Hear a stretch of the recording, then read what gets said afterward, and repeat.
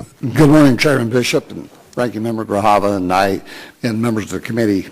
Thank you for the opportunity to appear before you today to discuss this revised draft guidance for the federal departments and agencies on the consideration of greenhouse gases emissions and the effects of climate change and NEPA reviews.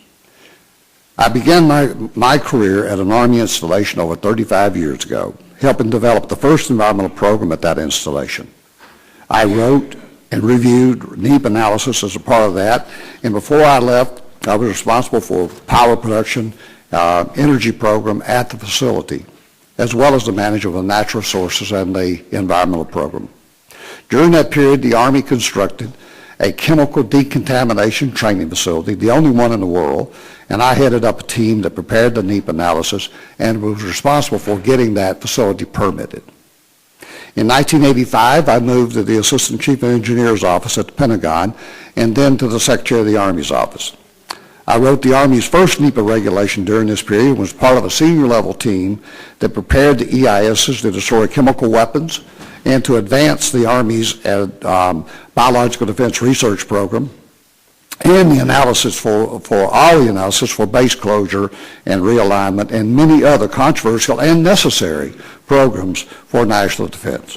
In 1992, during the President George H.W. Bush administration, I was asked to come to the Council on Environmental Quality and was asked to stay after President Clinton took office. Part of my job at CEQ was to develop NEPA guidance on topics such as cumulative effects analysis, but most of my career has been related to environmental policy around matters such as Army infrastructure and environmental programs and policy development. In 1999, President Clinton appointed me as the Principal Deputy Assistant Secretary for Installations and Environment at the Army, and at the end of the Clinton administration, I was asked by Secretary Rumsfeld to stay over and help with the transition of his facilities team. The firm I developed in 2001 worked on a number of federal agencies' NEPA analysis, and I have worked ever since trying to improve the management of NEPA analysis. I think people will tell you that I am not a fan of voluminous documents, nor am I a fan of unnecessary delay. I developed a program at Duke University in the Duke Environmental Leadership Program to teach young and emerging leaders how to develop programs that were based on better decisions, not better documents. I led that program for over 20 years. I come to address this committee on whether or not I think CEQ guidance incorporating climate change is appropriate, and whether or not such analysis can be done in a practical and timely manner.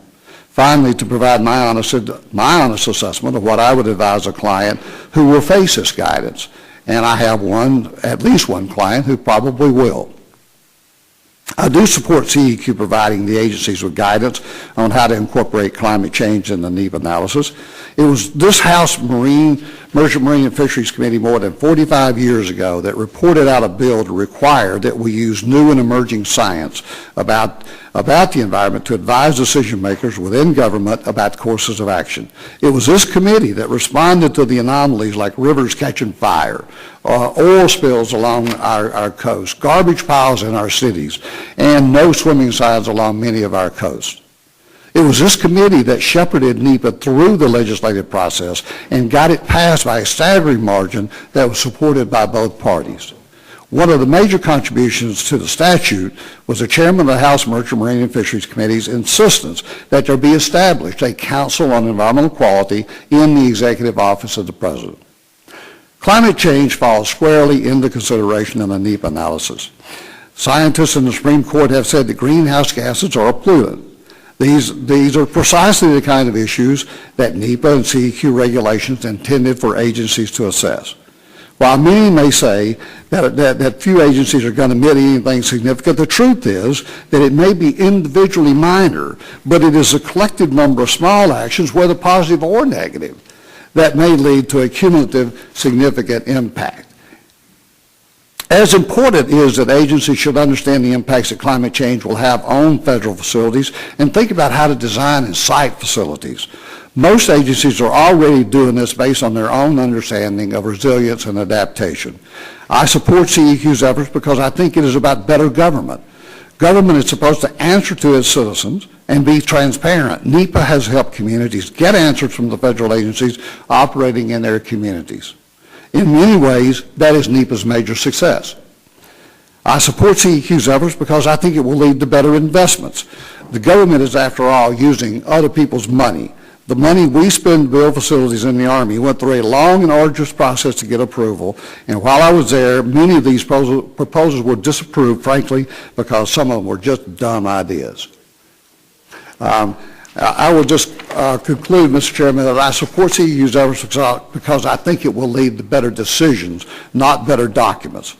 The purpose of NEPA is to make sure that in any proposal that's undertaken by agencies, they balance all the costs, from the mission to the social and the environmental costs. And many agencies, including my own Army, is already moving out on this, whether we do anything about this or not. If not guidance... Sir, you've got to conclude in one sentence, please. Pardon? You're way over. Conclude in one sentence, please. Oh, okay. I'm sorry. I would just say that I'll be happy to answer questions. Thank you.